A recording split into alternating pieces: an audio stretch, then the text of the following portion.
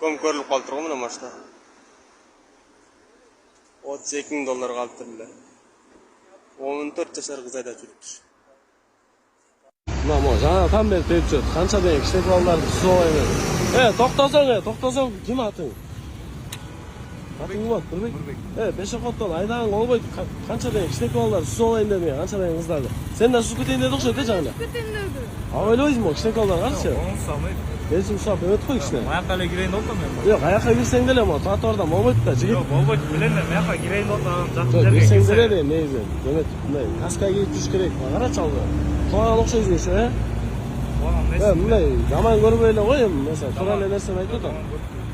Ölçüsü koy bratan video. Ölçür ben mi? Peki ölçür. Olsa var. Ne oldu? Evet sorunları söyleyelim. Çok saracak. Урматтуу Москвадагы мекенештер, сиздерге таза жана оригинал документтер керек болсо, сиздерге Абдуталип мырзаны сунуштайбыз. Алдыңыздарда турган бардык документтерди бат жана таза жасап берет. Регистрация 3 айга, 9 айга, продление 3 айга, 9 айга таза жана ишеничтүү базасына жооп берет. Аманатка кыянат жок. Связь жана WhatsApp номер +7 916 044 66 24. Кызматыңыздарда Абдуталип. Только что авария произошла, вот здесь вот люди собрались, короче, машина перевернулась, вот здесь вот, сейчас будем смотреть, живые здесь, машина перевернулась,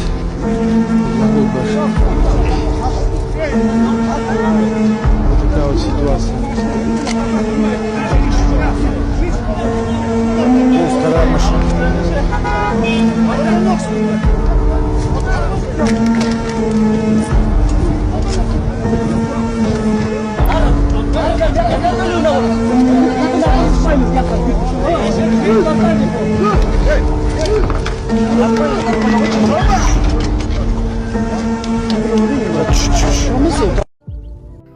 Орусияда 8 мигранттын өлүмүнө байланыштуу Өзбекстандын жараны кармалды.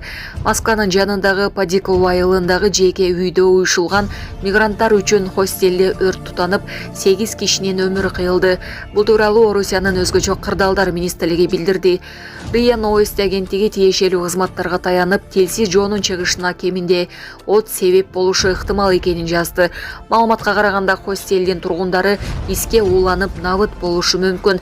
Шот Телеграм каналы жазгандай, айрымдары тирүүлөй күйүп кеткен. Бир аял 2-чи кабаттан секирип оор жарат алган. Тергөө комитети кылмыш ишин козгогону маалым болду.